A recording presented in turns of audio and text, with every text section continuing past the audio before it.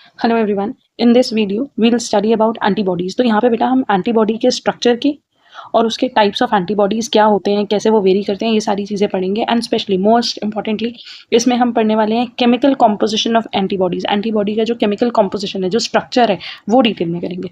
तो एंटीबॉडी होता क्या बेटा? एंटीबॉडी होता है एक तरीके के इम्यूनोग्लोबुलिन्स। तो दीज आर ग्लाइकोप्रोटीन्स जो कि बनते हैं हमारी बॉडी में किसी एक एंटीजन के रिस्पॉन्स में। मतलब कि अगर बॉडी के अंदर कोई फॉरेन एंटीजन एंटर होगा, ठीक है, तो उसको रिस्पॉन्ड करने के लिए हमारे जो बी सेल्स हैं, बी सेल्स मतलब कि बी लिम्फोसाइट्स सिक्रीट करते हैं प्लाज्मा सेल्स को, और प्लाज्मा सेल्स जो है वो प्रोड्यूस करते हैं एंटीबॉडीज़। और ये एंटीबॉडीज एंटीजन के साथ रिएक्ट करके एक पूरा मैकेनिज्म क्रिएट करती हैं जिससे वो फॉरेन एंटीजन्स जो है उनको किल कर देती हैं। ठीक है, तो एंटीजन्स है, एंटीबॉडीज हैं क्या? एंटीबॉडीज हैं बेटा इम्यूनोग्लोबुलिन्स। केमिकल नेचर क्या होता है इनका? ग्लाइकोप्रोटीन, मतलब कि कार्बोहाइड्रेट और प्रोटीन के कॉम्बिनेशन से ही बनी हुई होती है। इनको हम नॉर्मली एंटीबॉडीज को हम आईजी लिखते हैं। ठीक है, they are commonly called antibodies, they are immunological missiles. ये हमारी बॉडी में एक इम्यूनोलॉजिकल मिसाइल्स है, मतलब कि इम्यून रिस्पॉन्स जनरेट करने में ये बहुत विग्रसली काम करती हैं। Immunoglobulins are like arrows coming from the bows और bullet coming from the pistols. ये कहाँ पे प्रेजेंट होती हैं? ये प्रेजेंट होती है हमारे बॉडी फ्लूइड में, हमारे सीरम में और बहुत सारे टिश्यूज़ में। मेनली जो एंटीबॉडीज़ प्रोड्यूस हो रही हैं, इम्यूनोग्लोबुलिन जो कि एंटीबॉडीज़ का काम कर रही हैं, ये वर्टिब्रेट एनिमल्स में प्रोड्यूस होती हैं।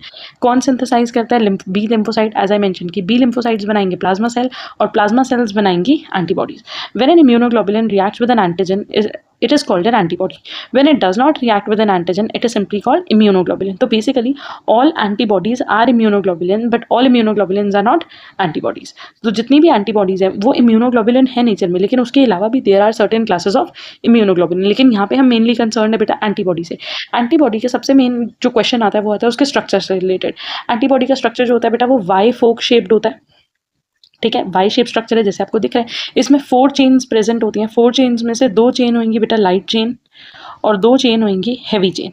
ठीक है, अब जो लाइट चेन और हैवी चेन है उनके अंदर भी रीजन्स होते हैं। एक होता है वेरिएबल रीजन और एक होता है कांस्टेंट रीजन। अगेन अभी तक हमने कहा कि ये वाई शेप स्ट्रक्चर है, इसके अंदर 2 लाइट चेन है और 2 हैवी चेन है। जो भी लाइट और हैवी चेन होंगी उनमें सेपरेट वेरिएबल और कांस्टेंट रीजन प्रेजेंट होंगे। उसके अलावा जो सबसे आगे वाला एंड होता है इसको बोलते हैं बेटा अमीनो टर्मिनल। अमीनो टर्मिनल क्यों बोलते हैं अमीनो टर्मिनल? क्योंकि यहाँ पे अमीनो ग्रुप प्रेजेंट है और यही वो रीजन होता है बेटा। ये एक एंटीबॉडी है। एंटीबॉडी का काम क्या होता है? एंटीजन के साथ बाइंड करना। तो यही रीजन है जो एंटीजन बाइंडिंग साइट बनाता है।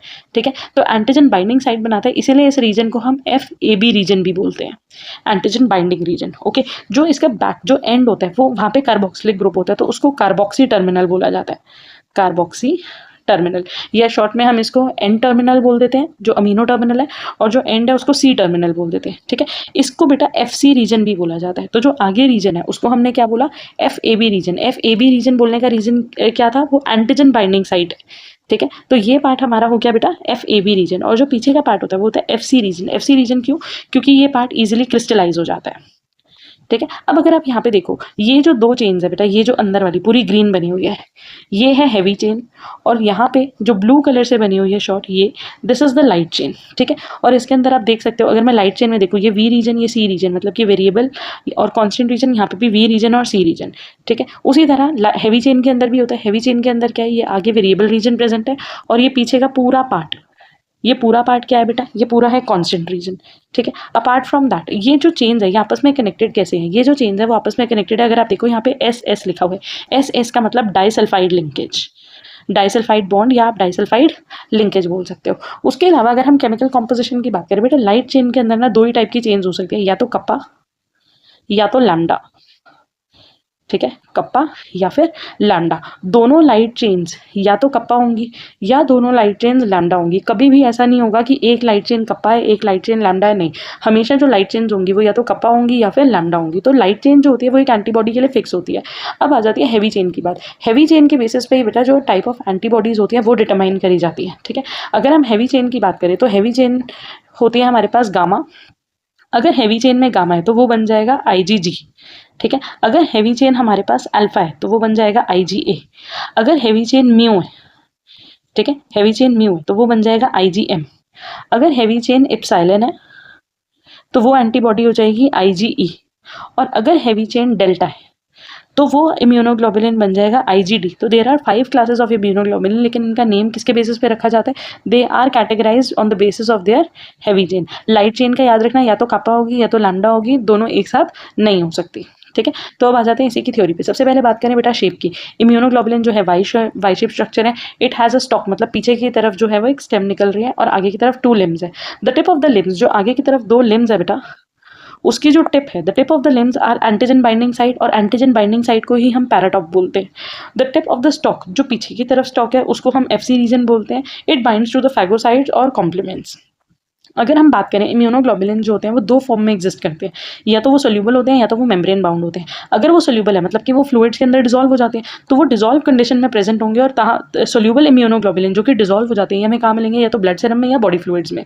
लेकिन जो डिसॉल्व नहीं होते मतलब कि मेम्ब्रेन बाउंड इम्यूनोग्लोबुलिन, तो ये जो मेम्ब्रेन बाउंड इम्यूनोग्लोबुलिन है, ये बेटा प्रेजेंट होते हैं सर्फेस ऑफ बी सेल्स, मतलब कि सर्फेस ऑफ बी लिम्फोसाइट्स पे। बात करें केमिकल कॉम्पोजिशन की, हमने डिस्कस करा था कि ये ग्लाइकोप्रोटीन्स होते हैं। It is made up of 2 pair of polypeptide chain. 2 pair of polypeptide chain का मतलब है टोटल कितनी चेन्स प्रेजेंट होंगी बेटा, 4 चेन्स प्रेजेंट होंगी, जिसमें से 2 चेन्स हैं लाइट और 2 चेन्स हैं हैवी, या फिर एक पेयर लाइट है एक पेयर हैवी। ये सारा पार्ट हम डिस्कस कर चुके हैं। This is the shorter one is the light chain, the longer one is the heavy chain. ये चेन्स आपस में कनेक्टेड कैसे, लाइट और हैवी चेन भी कनेक्टेड है डाइसल्फाइड लिंकेज से, और हैवी और हैवी चेन भी कनेक्टेड है डाइसल्फाइड लिंकेज से। आगे का जो रीजन होता है वो एफएबी है, क्योंकि वो एंटीजन बाइंडिंग साइट है। ठीक है, उसके बाद अगर बात करें बेटा लाइट चेन की, तो लाइट चेन में हमने क्या कहा है, 2 लाइट चेन्स हो सकती हैं। ये जनरली शॉर्टर होती है, आइडेंटिकल होती हैं। Yes, they are made up of 214 amino acid, nearly 210 से लेकर 214 अमीनो एसिड्स के अराउंड यहाँ पे प्रेजेंट होते हैं।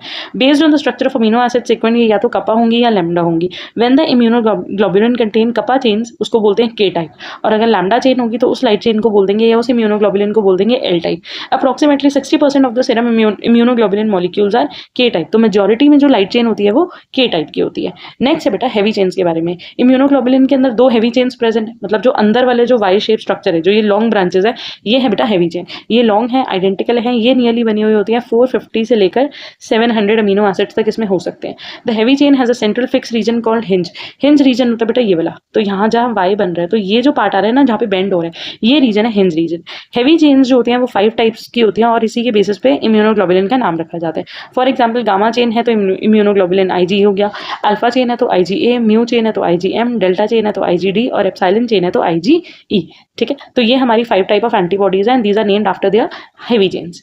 उसके बाद एन और सी टर्मिनल की बात करें, one end of each chain is called amino terminal. एक एंड को हम अमीनो टर्मिनल या एन टर्मिनल बोलते हैं। जैसे मैंने बताया था बेटा, जो आगे रीजन होता है एफएबी वाला, वहाँ पे NH2 ग्रुप प्रेजेंट होता है, इसलिए हम उसको क्या बोलते हैं, एन टर्मिनल। और जो पीछे का रीजन होता है, जो क्रिस्टलाइजेबल है, एफसी रीजन है, उसको बोलते हैं C terminal. C word refers to carboxy. ठीक है, डाइसल्फाइड बॉन्ड्स के बारे में हमने पढ़ लिया कि जो 4 चेन्स है वो आपस में कनेक्ट होती हैं कैसे, डाइसल्फाइड बॉन्ड से। 2 हैवी चेन्स भी आपस में कनेक्टेड है, जिनके बीच में 1 से 2 डाइसल्फाइड बॉन्ड हो सकते हैं, और लाइट चेन और हैवी चेन भी कनेक्टेड है बाय सिंगल डाइसल्फाइड बॉन्ड। ठीक है, उसके बाद आ जाते हैं बेटा कांस्टेंट और वेरिएबल रीजन में। हमने बोला था कि जो भी हैवी चेन होती है, जैसे ये light chain, then heavy chain. अब इसका बेटा ये जितना भी आगे का पार्ट है, जैसे ये पार्ट होगा और ये पार्ट होगा, यहाँ से ये पार्ट होगा और ये पार्ट होगा, जितना मैंने ग्रीन से मार्क करा है, ये रीजन है वेरिएबल रीजन। ठीक है, और पीछे का जितना पार्ट होगा वो सारा रीजन है कांस्टेंट। तो इम्यूनोग्लोबुलिन के अंदर कांस्टेंट रीजन भी होता है, वेरिएबल रीजन भी होता है। कांस्टेंट रीजन का मतलब क्या था, अमीनो एसिड सीक्वेंस यहाँ पे जो है वो मोर और लेस कांस्टेंट रहेंगे, मतलब कि यहाँ पे अमीनो एसिड चेंज नहीं होने वाले। लेकिन आगे के पार्ट में बेटा यहाँ जो वेरिएबल रीजन है, यहाँ पे इम्यूनोग्लोबुलिन चेंज होते रहते हैं, अलग अलग कॉम्बिनेशन बनते हैं, और उसी की वजह से इतनी डाइवर्सिफाइड टाइप्स ऑफ एंटीबॉडीज बन पाती हैं। ठीक है, The constant region is located at the base of the stalk of Y in the C terminal. The constant region is formed, दोनों में होता है, लाइट चेन में भी होता है, हैवी चेन में भी होता है। लाइट चेन में अगर आप देखोगे तो 50% कांस्टेंट है, 50% वेरिएबल है, लेकिन हैवी चेन के अंदर जो पीछे का पूरा है वो कांस्टेंट है, सिर्फ शुरू का थोड़ा सा पार्ट वेरिएबल है। In the variable region amino acid sequence में बहुत ज्यादा वेरिएशन दिखती है, इसलिए इसका नाम वेरिएबल रीजन है बेटा। Is located at the extremity of the limb Y, मतलब कि जो बिल्कुल आगे के एंड है वहाँ पे प्रेजेंट होगा एंड टर्मिनल की तरफ, और हैवी चेन और लाइट चेन दोनों के अंदर ही वेरिएबल रीजन प्रेजेंट होता है। Now the main thing is the types of antibody. Antibody के स्ट्रक्चर पे क्वेश्चन बहुत बार आते हैं, इंपॉर्टेंट टॉपिक है। और उसके अलावा एंटीबॉडी की कोई एक टाइप, या तो IgG या IgM, इसमें से बेटा IgG ज्यादा इंपॉर्टेंट है और IgM ज्यादा इंपॉर्टेंट है, या फिर तीसरा क्वेश्चन हमारा आ सकता है कि पांचों के बीच में हमें डिफरेंस करना है। अगर आप IgG देखो, ये एक ही एंटीबॉडी मॉलिक्यूल है, IgE भी D भी, लेकिन M जो है बेटा ये एक पेंटामर है। ठीक है, मतलब अगर आप यहाँ पे देखो 5 एंटीबॉडीज जो है कंबाइन हो रही हैं, और तब जाके वो क्या बन रहा है, IgM। तो सबसे हैवीएस्ट एंटीबॉडी, सबसे बिल्कुल बड़ी एंटीबॉडी कौन सी है, IgM एंटीबॉडी है। उसके अलावा एक चीज और समझने वाली है, यहाँ पे जो हमने कहा था कि जो आगे का रीजन होता है वो FAB रीजन होता है, मतलब कि एंटीजन बाइंडिंग रीजन। तो बेटा इसमें यहाँ और यहाँ 2 जगह एंटीजन बाइंड हो सकता है, तो इसके पास कितनी साइट्स है एंटीजन को बाइंड करने के लिए, 2। उस हिसाब से IgM के पास कितनी साइट्स होनी चाहिए बाइंड करने के लिए, 10 साइट्स, क्योंकि ये 5 एंटीबॉडी मॉलिक्यूल्स को ज्वाइन करके बना है, और हर एक एंटीबॉडी एंटीबॉडी मॉलिक्यूल के पास 2 AB साइट थी। उसी तरह बेटा IgA जो होता है वो 2 एंटीबॉडी मॉलिक्यूल्स को ज्वाइन करके बनता है, प्लस यहाँ बीच में एक सिक्रीटरी प्रोटीन प्रेजेंट होता है, ठीक है। तो ये चीज़ आपको याद रखनी है, इसीलिए IgA को सिक्रीटरी एंटीबॉडी भी बोला जाता है। ये ज़्यादातर बॉडी सिक्रीशंस में प्रेजेंट होती है, ठीक है। तो अगर हम बात करें IgM की, इसमें हैवी चेन म्यू है, हम पढ़ चुके हैं। एंटीजन बाइंडिंग साइट 10 होंगी, मैंने आपको बता दिया, क्योंकि ये 5 एंटीबॉडी मॉलिक्यूल से ज्वाइन होकर बने। इसका मॉलिक्यूलर वेट 90,000 या नियरली आप बोल सकते हो इसका 1 मिलियन डाल्टन के अराउंड इसका वेट होता है। बॉडी सीरम में परसेंटेज 6% होता है। ये प्लेसेंटा को क्रॉस नहीं कर सकता, कॉम्प्लीमेंट फिक्स कर सकता है, मतलब कि कॉम्प्लीमेंट सिस्टम को एक्टिवेट कर सकता है, ठीक है। और अगर मेन फंक्शन की बात करें तो main antibody of primary response का मतलब है बेटा जब सबसे पहले इन्फेक्शन होगा, इन्फेक्शन में जो सबसे पहले जो एंटीबॉडी काम करती है वो होती है हमारी IgM, ठीक है। उसके बाद नेक्स्ट एंटीबॉडी की बात करें तो वो है हमारी IgG हमारी सेकेंड इंपॉर्टेंट एक्टिविटी है। यहाँ पे हैवी चेन है गामा, यहाँ पे 2 एंटीजन बाइंडिंग साइट्स है, क्योंकि एक FAB रीजन ये, एक FAB, तो एंटीजन बाइंडिंग साइट्स कितनी हो गई 2। मॉलिक्यूलर वेट इसका है 1,50,000 के अराउंड। और फिर उसके अलावा ये सीरम के अंदर इसकी परसेंटेज सबसे ज़्यादा होती है, 80%।